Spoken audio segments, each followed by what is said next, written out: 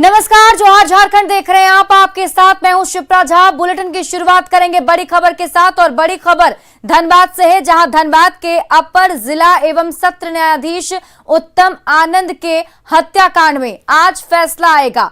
आज उनकी पहली पुण्यतिथि भी है। यह फैसला ठीक उसी तारीख को आने वाला है जिस तारीख को 1 साल पहले जज उत्तम आनंद की हत्या की गई थी। जज उत्तम आनंद की हत्या 28 जुलाई 2021 को की गई थी। सीबीआई की विशेष कोर्ट में मामले की सुनवाई हुई, जहां 5 महीने में स्पीडी ट्रायल के जरिए सुनवाई की गई और आज मामले में फैसला आने वाला है। आपको बता दें कि मॉर्निंग वॉक के लिए निकले थे और तभी जज उत्तम आनंद की हत्या 28 जुलाई 2021 को कर दी गई थी। रणधीर वर्मा चौक के पास एक ऑटो ने उन्हें टक्कर मार दिया था, जिसके बाद पुलिस ने आरोपी ऑटो चालक लखन वर्मा और राहुल वर्मा को धर दबोचा। मामले की जांच सीबीआई को सौंपी गई, जिसके बाद 20 अक्टूबर 2021 को सीबीआई ने दोनों आरोपियों के खिलाफ चार्जशीट दाखिल किया। 2 फरवरी 2022 को कोर्ट में आरोप का गठन किया गया था, जिसके बाद 7 मार्च से गवाही शुरू हुई और 3 महीने में 58 गवाहों ने बयान दर्ज करवाया। स्पीडी ट्रायल चलाकर 5 महीने में मामले की सुनवाई पूरी की गई।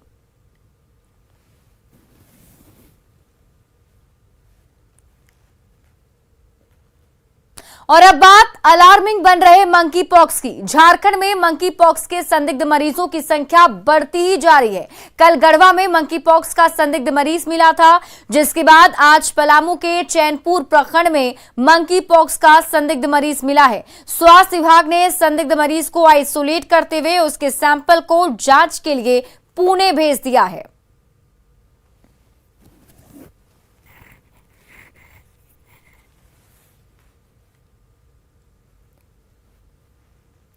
और देश में जारी कोरोना की चौथी लहर के बीच मंकी पॉक्स का खतरा मंडराने लगा है। गढ़वा के बाद पलामू में मंकी पॉक्स का संदिग्ध मिलने के बाद राज्य के सभी जिलों में अलर्ट जारी कर दिया गया। स्वास्थ्य विभाग के अपर मुख्य सचिव ने मंकी पॉक्स के लक्षण वाले मरीजों के इलाज और प्रबंधन के लिए राज्य के सभी मेडिकल कॉलेज और जिला अस्पतालों में कम से कम 5 बेड का आइसोलेशन वार्ड बनाने का निर्देश दिया है। रिम्स में बने आइसोलेशन वार्ड से और अधिक जानकारी दे रही हैं रांची संवाददाता कोमल बहल। झारखंड में मंकी पॉक्स का संदिग्ध मरीज मिलने के बाद पूरे स्वास्थ्य विभाग में हड़कंप मच गया है। झारखंड सरकार की बात करें तो झारखंड सरकार ने इसे लेकर के हाई अलर्ट भी जारी कर दिया है। साथ ही साथ मंकी पॉक्स को लेकर के अलग से आइसोलेशन वार्ड भी तैयार किया गया है। इसके अलावा स्वास्थ्य विभाग पूरी तरह से हाई अलर्ट पर है। मंकी पॉक्स के लक्षण वाले मरीजों के लिए उपचार के लिए और प्रबंधन के लिए राज्य के सभी मेडिकल कॉलेज और जिला अस्पतालों में कम से कम 5 बेड का आइसोलेशन वार्ड बनाने का निर्देश दिया गया है। तो ऐसे में इस वक्त हम रिम्स में मौजूद है और हम आपको बता दें कि अगर हम रिम्स की बात करें तो रिम्स में मंकी पॉक्स को लेकर के रिम्स का जो डेंगू वार्ड है उसे फिलहाल आइसोलेशन वार्ड में तब्दील कर दिया गया है। तो वहीं अगर हम सदर अस्पताल की बात करें तो सदर अस्पताल में 5 वार्ड जो है आइसोलेशन वार्ड मंकी पॉक्स के मरीजों के लिए तैयार किया गया है, ताकि अगर आने वाली स्थिति में मंकी पॉक्स के मामले बढ़ते हैं तो स्वास्थ्य विभाग इससे निपटने के लिए पूरी तरह तैयार रहे। कोमल बहल, न्यूज़ 18 रांची। और अब बात धनबाद में जारी कोयले के अवैध कारोबार की। कोयले की राजधानी धनबाद में कोयले का अवैध कारोबार एक बार फिर से शुरू हो गया है। यहां करीब 2 महीने के ब्रेक के बाद अवैध कारोबार फिर से सक्रिय दिख रहा है और बीसीसीएल के बंद पड़े खतरनाक कोयला मुहानों से कोयला की कटाई शुरू कर दी गई है। बरोरा थाना क्षेत्र के डेको आउटसोर्सिंग के बंद माइंस में इस दौरान मौत को भी दावत दिया जा रहा है। यहां मुहानों का आकार करीब 2 से 3 किलोमीटर तक का है। वहीं मुहाने के अंदर भी कई रास्ते बनाए गए हैं जिनसे कोयला कटाई जारी है। न्यूज़ 18 की टीम जब मुहानों के भीतर पहुंची तो वहां बोरों में रखे कोयले मिले। इस पर रोक लगाने की जिम्मेदारी बरोरा पुलिस के साथ साथ बीसीसीएल और सीआईएसएफ की भी है, लेकिन सभी लापरवाह बने हुए हैं। ग्राउंड जीरो से और अधिक जानकारी दे रहे हैं धनबाद संवाददाता संजय गुप्ता। कोयले की राजधानी पिछले 2 महीने से कोयले के अवैध कारोबार पर लगाम लगाने का काम पुलिस प्रशासन ने की थी, लेकिन अब फिर से एक बार अवैध कोयले का कारोबार फलने फूलने लगा है। हम आपको जो तस्वीर दिखा रहे हैं वो आपको चौंकाएगी कि किस तरीके से खदान जो है खतरनाक तरीके के उस मुहाने में कोयले की कटाई चल रही है। आप हमारे पीछे देख सकते हैं कि यहाँ पर दर्जनों बोरे में कोयले भर कर रखे गए हैं। यहाँ पर जो कोयला कटाई करने वाले लोग हैं बारीक तरीके से कोयले की कटाई कर रहे हैं कि वो मानो कि एक जानकार हो इस मुहाने का। आश्चर्य की बात है कि इस मुहाने में एक तल्ले दो तल्ले करके कई ऐसे मुहाने खोल दिए गए हैं जहां से वो कोयला कटाई कर रहे हैं। ये कोयला कटाई करने का काम इतना खतरनाक है कि इसमें कई बार मजदूरों की जान चली जाती है, लेकिन अगर उसकी कोई चांदी काटते हैं तो वह अवैध कोयला कारोबारी है जिनकी तिजोरियां भरती है।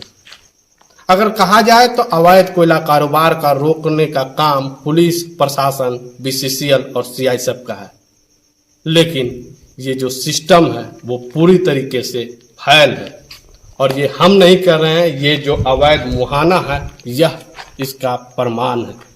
आप यहाँ देख सकते हैं कि सीढ़ी भी रखा गया है जिससे कि जो दो तल्ले मुहाने बनाए गए हैं उस स्थान से कोयला कटाई करके हो सकता है कि वह कोयला काटने वाले मजदूर निकालते होंगे। ऐसे में अगर किसी मजदूर की जब जान चली जाती है तो पुलिस प्रशासन से लेकर बीसीसीएल आधिकारिक रूप से कोई पुष्टि नहीं करती है, लेकिन जब चाल धंसती है तो लोगों की मौत तो जरूर होती है, भले अधिकारी पुष्टि करे या ना करे। ऐसे में जरूरत है सभी सिस्टम के लोगों को कि इस अवैध कारोबार पर लगाम लगाएं ताकि कम से कम उन गरीब मजदूरों की जान बच सके जो 2 जून की रोटी के लिए इतने खतरनाक मुहाने में अपनी जिंदगी को दांव में लगाने आते हैं। संजय गुप्ता, न्यूज़ 18, धनबाद। और अब बात करते हैं किसानों के हक पर डाले जा रहे डाके की। गोड्डा में प्रशासन की छापेमारी में एक घर से 1000 बोरा खाद जब्त किया गया। ठाकुर गंगटी थाना क्षेत्र के बनियाडीह में अवैध खाद के भंडारण की जानकारी मिली थी, जिसके बाद ये छापेमारी की गई। बनियाडीह के चंदन कुमार शाह के यहां चोरी छिपे खाद बोरियों में उतारा जा रहा था। इसकी सूचना विभाग को मिलने पर कृषि विभाग के अधिकारियों के साथ थाना प्रभारी ने छापेमारी की। वहीं मामले को लेकर ठाकुर गंगटी थाने में केस भी दर्ज कर दिया गया है। पुलिस की मदद से छापेमारी कर खाद जब्त कर लिया गया है। हालांकि खाद कहां से आया था इसका अब तक पता नहीं चल सका है। बताया जाता है कि यह कारोबार लंबे समय से चल रहा था, लेकिन विभाग पूरे मामले में अनजान बना हुआ था।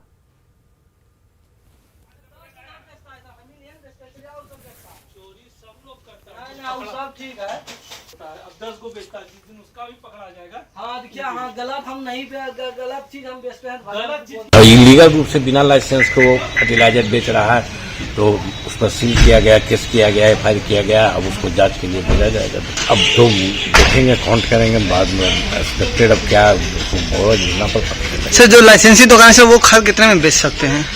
वो सबका अलग अलग रेट है। 266 रुपये 50 पैसे यूरिया है, 1350 रुपये DAP है और कंपनी पर खरीद करता है। खबर गढ़वा से है, जहां रंका थाना क्षेत्र के लुकुम बबार गांव में वन भूमि पर दावेदारी जताने वाली आदिम जनजाति की महिलाओं के साथ वन विभाग के गार्ड्स ने मारपीट की। इस दौरान 7 महीने की गर्भवती को नहीं बख्शा गया। बताया जा रहा है कि ग्रामीण खेत की जुताई कर रहे थे और इसी दौरान मौके पर पहुंचे वनकर्मियों ने उनके साथ मारपीट की। हालांकि ग्रामीणों के विरोध के बाद वनकर्मियों को बैरंग लौटना पड़ा। ग्रामीणों का कहना है कि उनका वन भूमि के उस भूखंड पर पहले से कब्जा है, वहीं उनका घर है और वे जोत कर वहां पर खाना खाते हैं। इस जमीन पर 2009 में वनाधिकार कानून के तहत सामुदायिक दावेदारी की गई थी, जिसके बाद से मामले में सुनवाई नहीं हुई है। इधर वन विभाग के कर्मचारी ने मारपीट की घटना से इनकार किया है। मामला ये है सर, वन विभाग वालों ने आकर हम लोग के परिवार के सबको मारा है। कितने महिलाओं को? 5 महिलाओं को मार दिया है सर। अच्छा, 5 महिलाओं को बढ़िया बेहतरीन से मार दिया है, जो कि एक महिला % में भी है। अच्छा, उनको भी मार दिया है। और 2 लड़की तो मतलब खेते में ऐसे गिर गया था, माथा पर मार दिया था। उसके बाद माथा पर मारा, तो गिर गया और दूसरकी को भी मारा, आंवड़ में बाज गया तो वो अपने बिगा गया। उसके बाद फिर पुलिस वाला थे वो हम लोग के हर और सब लूट लाट के समझे कि अपना ले जाने लगे। तो हम लोग को देखते हुए वो अपना सभी जो अपराधी है सब भाग गए, जिसमें हम लोग जब्त किए सामान को। जब्त करने के दौरान हम लोग गाड़ी में लोडिंग करके चलने के दौरान में वो गाड़ी हम लोग को डिस्टर्ब कर रही थी। डिस्टर्ब करने के साथ साथ हम लोग के ऊपर उल्टा सीधा गाली गलौज की। इसके अलावा हम लोग सूझबूझ से हम लोग रास्ता लेकर निकलते चले गए और अपना रेंज ऑफिस में आके अपना उसके ऊपर केस कार्रवाई कर दिया। यही बात है। मारने का आरोप जो लगा रही है, मारने का अपराध है, ये सारा तथ्य 100% नहीं 120% गलत है।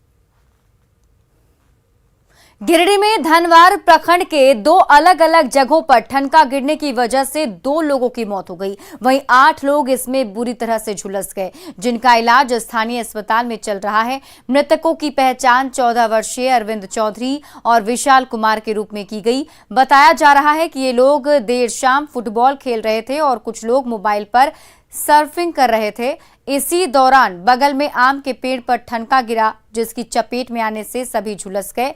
हालांकि झुलसने के बाद लोग अंधविश्वास की भी चपेट में आते दिखे। जहां झुलसने के बाद सभी को अस्पताल ले जाना चाहिए था, लेकिन वहां पर गोबर के ढेर में ढक दिया गया।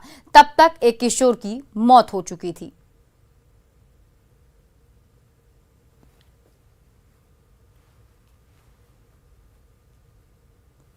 यूपी के अलीगढ़ में शादी के नाम पर झारखंड से लड़कियों की तस्करी करने वाले गिरोह के 7 सदस्यों को गिरफ्तार किया गया। साथ ही इस गिरोह के चंगुल से झारखंड की 3 हिंदू लड़कियां भी छुड़वाई गई हैं। इस गिरोह के शातिर सदस्यों ने नौकरी का झांसा देकर इन लड़कियों को फंसाया और जब ये लड़कियां अलीगढ़ पहुंच गईं तो शादी के नाम पर उन्हें बेचने की कोशिश की गई।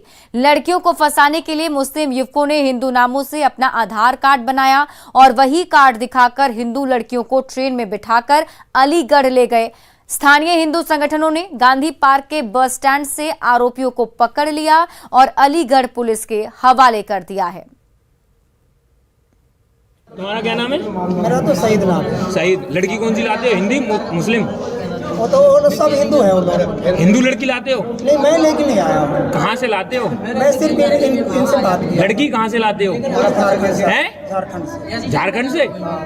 और यहाँ बेचते हो लाके? नहीं सर, मैं लेके नहीं, तो कोई और लेके आया है। अभी हमने जो पकड़े थे 4 मुस्लिम थे और 3 हिंदू लड़कियाँ थी और 2 मुस्लिम।